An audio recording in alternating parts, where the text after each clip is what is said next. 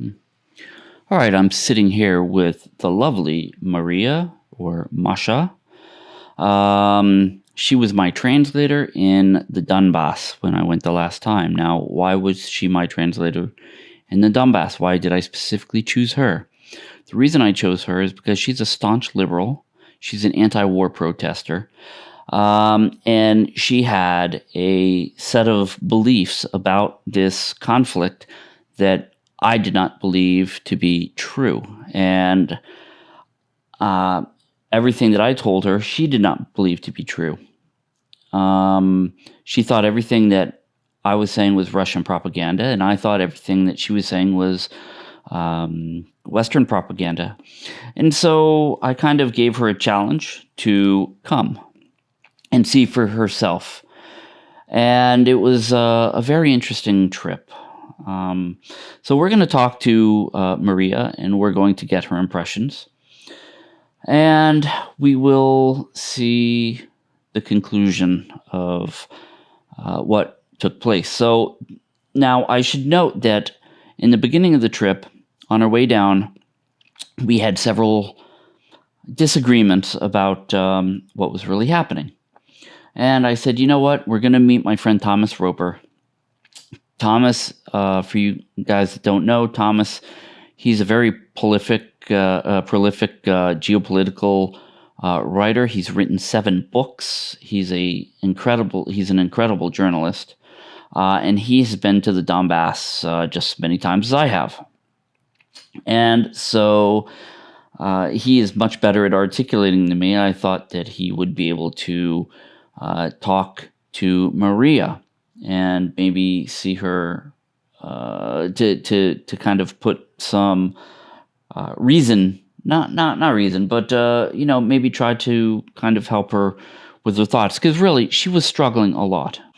Well, the normal impression of the Russian guys and girls and whatever who are influenced by what I call the Western propaganda, because there were many emotions and not really many arguments. So she was just emotionally telling what she's feeling, and when I tried to explain things, it didn't really come through. This is a normal way which I see very often in Russia and also with Western people. That's normal because that's the Western propaganda works. They are just pushing on the emotions, and when you are emotional, you are not able for a real fact-based argumentation. So at the end of the day, somehow I just told her, okay, well, I see you will see it in Donbass yourself. This was, well, on some points maybe I was able to make her think, but I wasn't really able to convince her. So the conversation ended somehow with the words that I said, really, okay, you go and we talk afterwards. But that's the problem, really, that the Western propaganda is emotional. So, and you know this yourself. When you're afraid, when you are hating somebody, when you love somebody, you're not ready for emotions. If we know this from many stories, just in private life, when somebody is betraying you, but you love the person, you are not able to listen to arguments. And that's how emotions work, and that's how the Western propaganda works. They show emotional pictures, tell emotional stories, and this switches off the analytic thinking. And that's what's happening, and she was an example for that. So I wasn't really able to convince her, absolutely not somehow. But I ended the conversation with, you're a good girl, and we talk when you come back. Okay, John, let's start from the beginning. All right. Just as a background information, if you will, because it's not only true for myself, it's true for millions of people in Russia who are horrified by this war. We all have ties with Ukraine. Either it's blood ties because it's family members, or it's friends, or it's both. It's inseparable. We are the same people. Probably if someone from Ukraine heard that now, they would be denying that as vehemently as they could, but we are the same people, actually. We grew up on the same movies, on the same music, on the same literature. We like the same food. We have the same cultural references. We truly are as close as nations as it can only possibly be. Okay. The war with Ukraine is the most horrific thing that could possibly happen. I honestly do not have a vocabulary to describe that because it just shouldn't exist. So those words don't exist in my language or in English language or in any language, I believe, because it's just beyond horrors to imagine that we could go with war to Ukraine. From, as we say in Russian, every iron, every day, we hear how this war, how this horrors, how this aggression is unmotivated, how Russia went insane, how Ukraine is suffering, how it's absolutely undeserved, unprovoked, unreasonable, and how there is no forgiveness to anyone who is Russian, how we all, 150 million of us, supported, what horrible people we are, all of that. Well, you know. Yeah, of course. I think everybody knows that. I don't have exact numbers. I don't think anyone has, but according to different evaluations and they vary from 200,000 to 2 million people fled Russia since the beginning of the war. And I refuse to call it special operation. It is war. Okay. You know, they fled Russia just like Ukrainians flee Ukraine because they flee because they cannot stay here anymore. They suffocate here. They see Zs on cars, on billboards, even on socks, for God's sake, on everything. And it honestly makes you feel like you have no air. You cannot see this. Okay. You cannot see this. It's unbearable physically. When it started, I fled to the Far East to work in a rehab center because it would mean that I would stay within that rehab center and I wouldn't go out and I wouldn't be exposed to this Zs. And that was the only way to survive it, basically. Because I don't know, it's like you feel like you need to walk out of the window because you cannot live through that. This is what is done to the people of Russia by the media, by the news, by this continuous narrative that we are, I can say the bad guy, but it doesn't cover it. It's, 1% of what we are. Right. In the eyes of the world. That's what it is. Yeah. So this was the beginning for me. Sometime in April, I believe it was, you sent me the subtitles to translate from several interviews that you took in Mariupol. That's correct. And I was listening to what people were saying, trying to make sense of it, trying to convey what they were saying the best way possible. And it was very much like I was listening to the Russian side of the propaganda. It made me feel like, wait a second, that doesn't match. And they could not be the propaganda people because they are just simple people on the streets. They're not actors. It's obvious that they're not actors. And it was a very serious clash in my head. Later on, sometime in the beginning of July, I believe it was, a friend of mine asked me to help him to get his brother, who was from Volnovakha, that's a town between Mariupol and Donetsk, to get this person outside of Russia because he managed to leave Ukraine, leave Donbass through the Crimea, to get him out to Germany. So we worked out the route for that person. And of course, we met in Moscow, and I talked to that guy as well. And again, there was another first-hand evidence and another clash. So I had to have my answers, because what I was sure the truth was, as I refused to believe anything that Russia was saying, any Russian, it was all like, oh no, it's all Russian propaganda, it's all lies. I tended to believe what the West is saying. Those were my sources. And what I received from these interviews that you sent to translate and from this guy was saying was in absolute contrast to what I was receiving from all other sources. So when you said that you're going and you need a translator, I said, well, you of course can have a choice, but pick me. I'm a good translator. That you are. Well, so I was in a situation when I knew that I cannot go on anymore without having my questions answered. I had to know.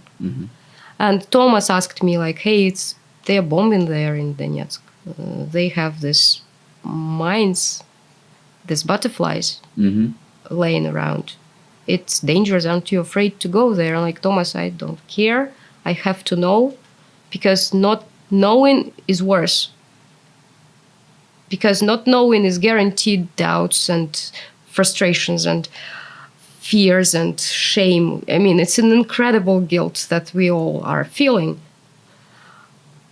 It's a shame. It's like you are ashamed of who you are just because it is your passport, just because you are born in this country and this is your citizenship, and you're supposed to feel guilty and ashamed for that. It's unbearable. I had to go. Yeah. So I'm very thankful to you that you made it happen. Well, and on our way almost to the border, the hotel where we had rooms reserved, it got bombed. It did. And on one of your, I guess, pro-Ukrainian channel, would you call it that? Let's say anti-Russian channels. Okay, on one of your anti-Russian channels, somebody posted a video about how basically it was a fake and they were using actors to show... Yeah, how they were using actors to show that there are dead bodies there, that they're actually not dead bodies, but they are actors, and bad actors, as they are playing the dead bodies and moving. Yeah. And so, so one of the first things that we kind of encountered, I guess, was we were running around looking for a microphone cable. And we went into a shop, and there was a woman who was quite distraught. Yeah, we went to that market because it's like electronic market where if you need to find anything, that's the only place in Donetsk where you can have hopes to find it. Right. And we asked around for that cable. And as it always goes, people get interested because we have a foreigner, so everybody gets involved into a conversation. And there was this girl who was really upset, and she was going through serious personal issues as well. And she saw me as some sort of a counselor, I guess, of something like that. So she shared, and we talked a lot. And she said, I just lost a friend. Apparently, she had a friend who walked by that hotel when it was bombed, and that person died, and the 3-year-old daughter of that person died as well. Yeah. Maybe on this video there was exactly the body of that person. The video was filmed from the inside of the hotel, so like a surveillance camera. Maybe I don't know. I'm not an expert. I wouldn't be able to tell. And I asked about it, and I was told by those who deal with it every day that it is normal for as they say, fresh corpse to sometimes move. Sure, absolutely. It happens, and apparently this is what was caught on the camera in this video. Yeah. But the cynicism of that, like, hey, see, that's an actor. When somebody lost life, It's insane. Yeah. So let's talk about when we actually got into the Donbass, when we got to Donetsk and Lugansk. What was the first thing that actually struck you? Okay, it took us a very long time to cross the border. So we the hotel was bombed, and we didn't have a place to stay, and it was already relatively late in the evening. So John called his friend, another journalist, Graham Phillips, who lives in Lugansk currently. And he was a wonderful host. He said, come over to Lugansk and stay, instead of Donetsk, go to Lugansk and stay there. So our first couple of days were actually in Lugansk. He hosted us, which was really super kind of him. Graham, if you watch this, thank you so much. You're wonderful. Thank you. So anyway, what I'm trying to say is that we arrived to Lugansk, and everything is covered with those Zs. Every vehicle, every bus stop, basically every surface, everyone wears chevrons with Zs. All of it. Please understand,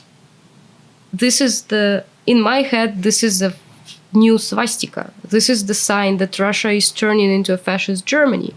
And then we go to Donbass, that we are, according to the news, destroying. Yes? And everything there is covered with Zs. How can that possibly be?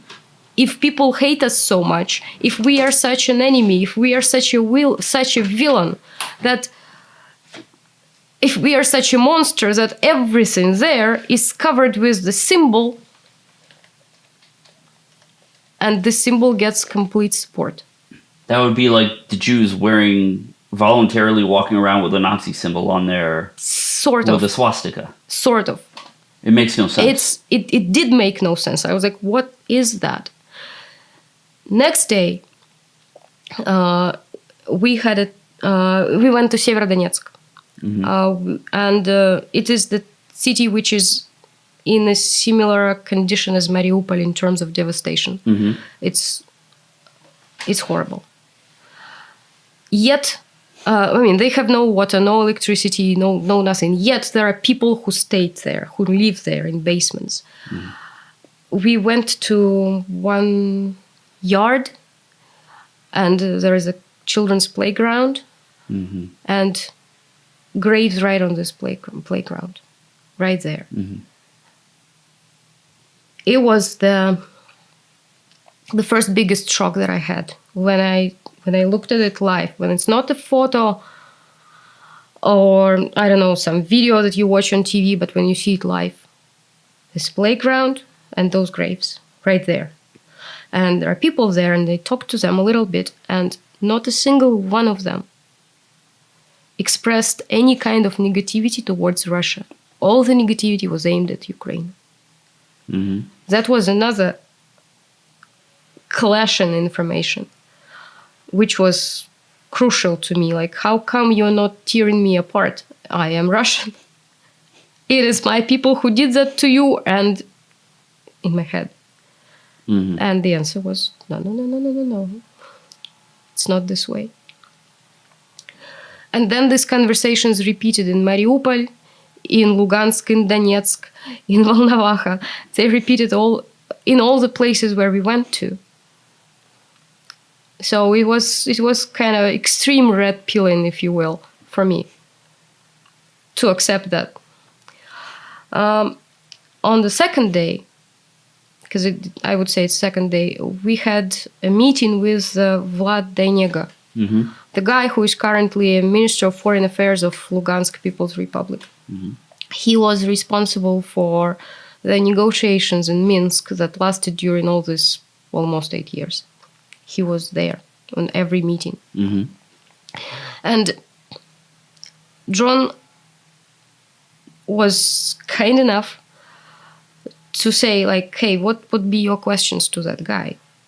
So the questions that were asked to this guy were my questions. They might seem naive because they are of a person who has no clue. I had no clue. And it's true. I really didn't know.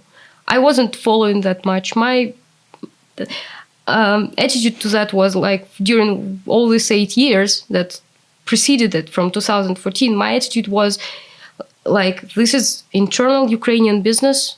Russia has nothing to do with it. Ukraine should resolve it themselves. Let them resolve it themselves. And I didn't look deep into that. It was like their business. I let them be. Mm-hmm. I am very much not proud of that now. I should have paid attention. I should have paid more attention. So this person, Vlad Denego, he was explaining from the start, because my first question was, how come that the people of Donbass are hated so much that they are being physically destroyed, basically, during all these 8 years? Why are they hated so much? And it's a 2-hour interview of explanation of what was happening, how it came up to be, how it reached this point. He really went in depth. He was amazing. And I will just kind of note on a side note, for me, you know, I know what answers I want to hear. But the most important for me is to show the other side, show the other side what's actually happening. And if I use my mindset, that's not going to help anything. So I wanted to make sure that she asked her questions, because she has the mindset that a lot of other liberal anti-war protesters have. And so for me, this is very important to kind of reach across the aisle and try to answer these questions, to try to take away some of these myths, I guess, that are being said. So, okay, so go ahead. So anyway, I received this explanation and the story and the whole story of how it developed, and how what started in February was basically unavoidable. Mm-hmm. It would have started anyway, sooner or later. Mm-hmm. That truly was no other way in that situation.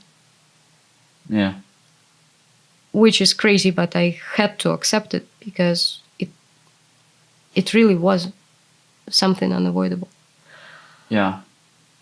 My question for the reasons for hate to everything that is, to the people of Donbass and now to everything that is Russian remained, though. And I got that question answered from another interview that we had a few days later with the guy who is a counselor, an advisor to the head of the Donetsk People's Republic. Mm-hmm. His name is Yan Gagin, and he is a high-rank military official, a very knowledgeable person, a very smart guy. You know, he helped us a lot. We went together to Mariupol to deliver humanitarian help, and in one of this, during this trip, he went to a school and found a bunch of books there in the school library and brought those books and showed those books to us. And this interview was about these findings. Mm-hmm. And these books are aimed at children school children from like probably 7 years old till the time they finish school. So they are different levels, starting from just books with pictures, because little children, they think in images, they don't really read much, but they remember pictures, to history books, to all kind of analytical books. So it's that literature that is needed for the education, and it is clear that from the early age it gets put into the brains of children how we are enemies with Ukraine. Mm-hmm. That we are not brother nations like Russians think, that we have zero common cultural background that doesn't exist, that we are enemies, that we should be hated, that we are basically being dehumanized in their eyes from the early age on. Imagine seeing that for someone who went to school and and learned there that, well, there was Kiev Rus, Kievskaya Rus, the Kiev Russia, that Kiev is the mother of all Russian cities. There is a stone in Kiev with engraving on it, "From here the Russian land began." Mm-hmm. And then you see the other side, what is taught to the kids in the Ukraine. And I still ask why. Why? Why all these lies? Why all this hatred being indoctrinated? And this is the reason why there are people in Ukraine. I know not all of them.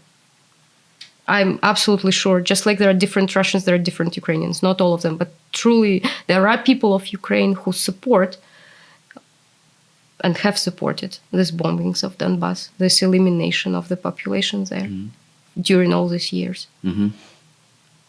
That was the answer why that happened. Yeah.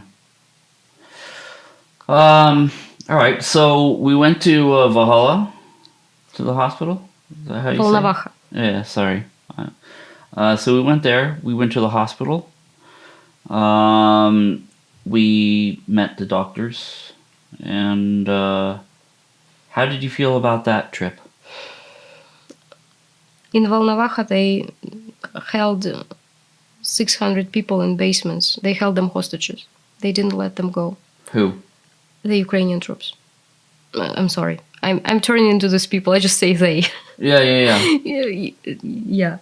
The Ukrainian troops were holding them hostages in the basements of the hospital. Mm-hmm. There were patients, there were wounded people, there were civilians they could catch and put there, there were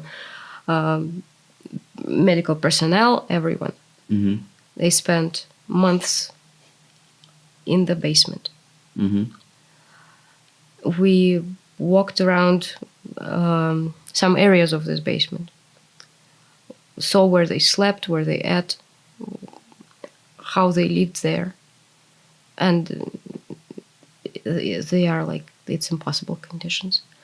At the same time, the Ukrainian troops found the storage of drugs in the hospital, broke into that safe, and got themselves high on those wonderful cocktail of adrenaline and opium, which makes you fearless, which makes you really high, which makes you do crazy things and not care. Mm-hmm. I'm sure it's fun. So they were running around, shooting at everywhere through the. Well, it's just insane. It's like human hunting or something. I imagine it's just crazy. They did, it's that kind of thing. And at a certain point when they were retreating, because they were running away from the Russians and Donetsk, so the Allied forces, mm-hmm. They decided to destroy the evidence of that whole thing, and they shot from the tank. There was direct shot from the tank that was there, and we saw the hole in the wall that this shot left, to make sure that the building collapses over the people who were in the basement. Civilians. Children. They had 6 children born during this month in this basement. Mm-hmm. Like newly born children. All of them. Just to be dead. Just to die under the what remains of the building after mm-hmm. you shoot at it from a tank. What's the reason to destroy a hospital? It's a hospital. They know exactly that it's a hospital. They received medical help from those doctors, even though they were Ukrainians. Yeah. One of the very interesting things that I heard while we were there is that one of the injured people was a native English speaker. So either American or Canadian or British. And he was injured, not mortally, but to the point where he couldn't evacuate with the rest of the Ukrainians. So they shot him in the back of the head. Yeah, not to deal with dragging of the wounded or something, just They said that there were several bodies, and their faces were disfigured, their fingerprints were removed so that they wouldn't be recognized. Yeah. So they were removing the evidence this way. Just shot them dead. It's wild. Yeah. Wild. Yeah. So that was the hospital. What else? What else did you? On the last day, we went to the front line, to the town called Svetogorsk, and this is where they have active fighting. This is where, from about 4,500 people, about 1,500 people still remain. They hide in basements and somewhere, and in churches. There is a big church there where people hide as well, and they are terrified there. Apparently, 2 days before, there was a group of journalists who filmed them and put it online, and it all went to the Ukrainian TV as well. So people were recognized, and these people have relatives in Ukrainian towns. Kharkov was named for sure among these towns. And now these relatives of these people are hunted, and they say that they're like number ones to be killed. So these people are terrified not only because they are the targets for snipers, not only because they fear for their own lives, but because they also fear, and maybe even more, for the lives of their relatives, for their families who are in Ukraine. Yeah. Which, to me, is just beyond comprehension. Yeah. So me and Nikita from, you guys have seen Nikita in my past videos, from Buhanka Project, and Masha, and a priest, Father Andre, and a nurse, Tatiana. We all went to this town, and when we got there, they said, you can't leave your vehicles out in the open because it could get bombed by drones, or you can be shot by snipers. So we had to rush in with our vehicles filled with food, put them into a garage to unload everything, and then rush them back out. And, I have to say, to Maria's credit here, she is rock solid. We were walking down these streets where snipers were 200 meters away, on the other side of the river. Now, granted, we wouldn't have been an easy shot because there were destroyed buildings in the way, but still, the risk was very high. And, she's walking along in her vest, kind of taking in everything. She was absolutely amazing. When I began the trip, I told her, I will only take you if you are objective and you keep an open mind. And that she did, 100%. And what was your feeling on seeing that town? I mean, the bombing was going on not far from us. You could see all the smoke rising. What was your feeling?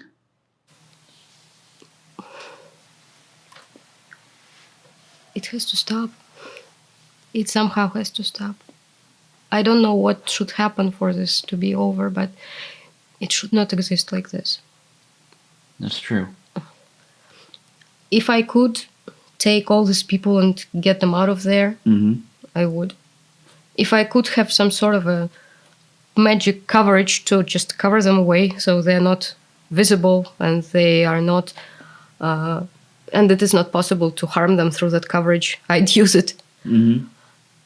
You really feel very helpless.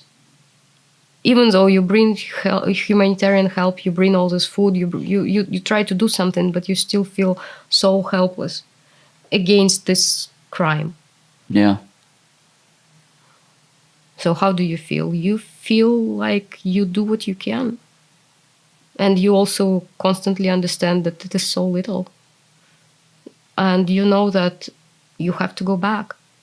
Because being elsewhere makes no sense at all. You have to go back. Yeah. And do what you can. Yeah.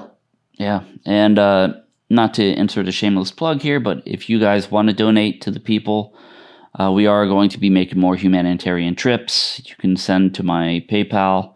I will get the money here, or you can send Bitcoin. The link is in the description below. But, you know, we, on limited funds, we did a lot of stuff. We got a lot done. I mean, we did. We spent all we had. Yeah. Totally, all we had. Unfortunately, So on the way back, we had to sleep in a car. We didn't have money for the hotel. We just spent it all. Yeah. So that wasn't good. But you know, even as far east as Svetogorsk. As far west. I mean, yeah. I keep saying that. Even as far west as Svetogorsk was, you know, it was interesting because the people said, we do not want to talk to you on camera, do not film our faces. But when we are liberated, that was very specific, when we are liberated by Russia and we are safe, then we will speak to you all that you want. They want the world to know only when it's safe for them.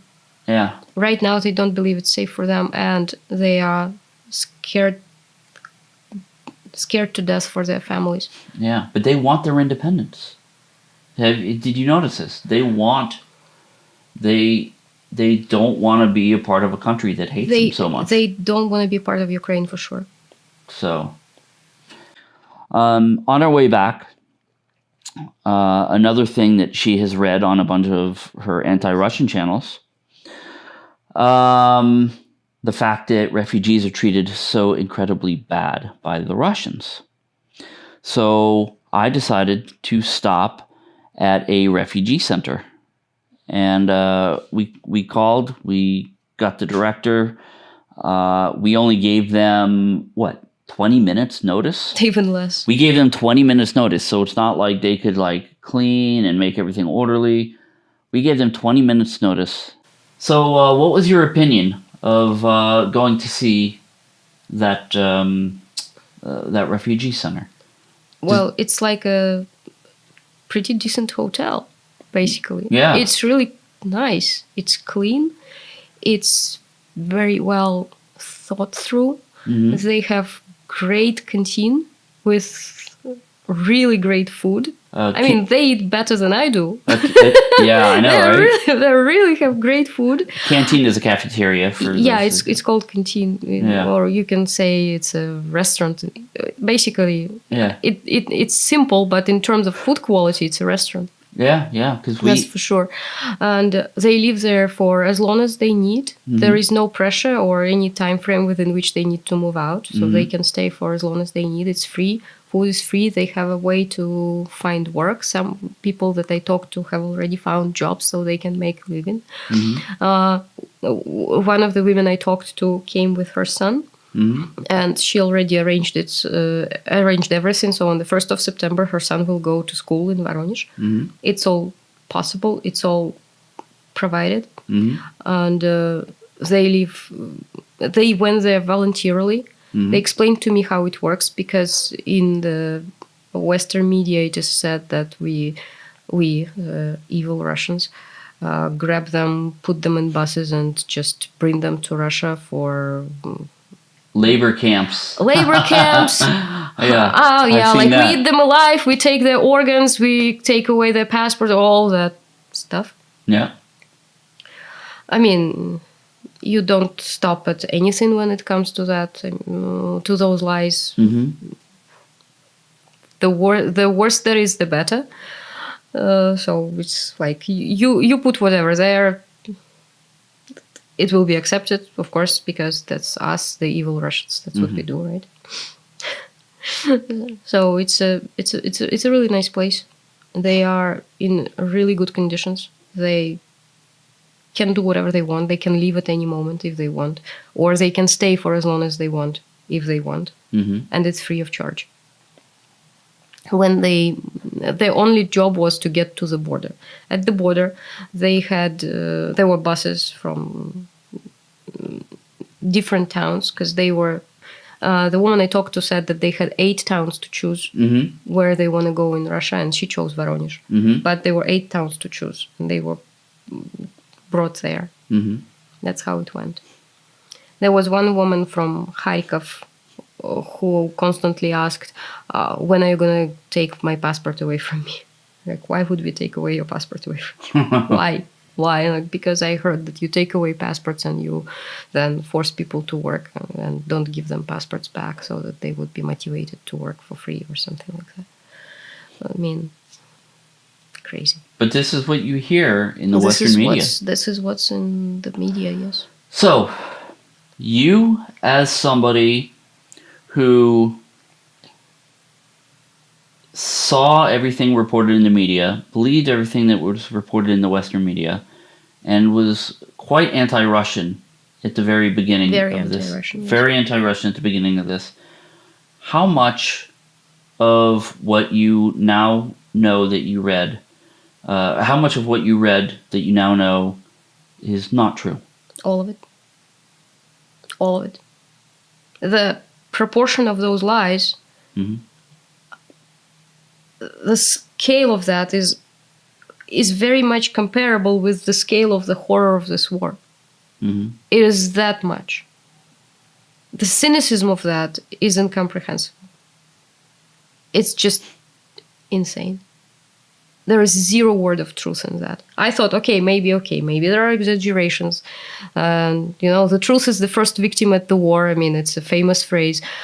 But maybe at least half of it is true. Yeah. Nothing of it is true. Nothing. No, so it was a sweet red pill to know that my country is actually not a villain, and I don't have to say that country about my country. Because it is my country. And what it's doing is explainable. Yeah. So, well, thank you so much. I am absolutely sure that this interview is going to open a lot of eyes, just because of your background.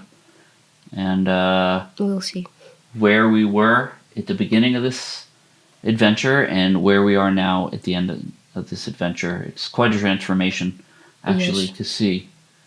And I watched her transform during this whole trip, and it was really amazing. It was amazing. It is an absolute eye-opening, and I know that I will go back. Yeah. Well, somehow I will go back. Yes, we will go back because I need a great translator. By the way, she is hands down the best translator I have ever met in my entire life. Her words are absolutely fluid. I've never seen anything like it in my life. So, absolutely brilliant. If anybody needs a translator, well, you guys need to reach out for her. So, anyways, John Mark Dugan. And we hope that you found this interview enlightening. And make sure you like and subscribe. Thank you very much.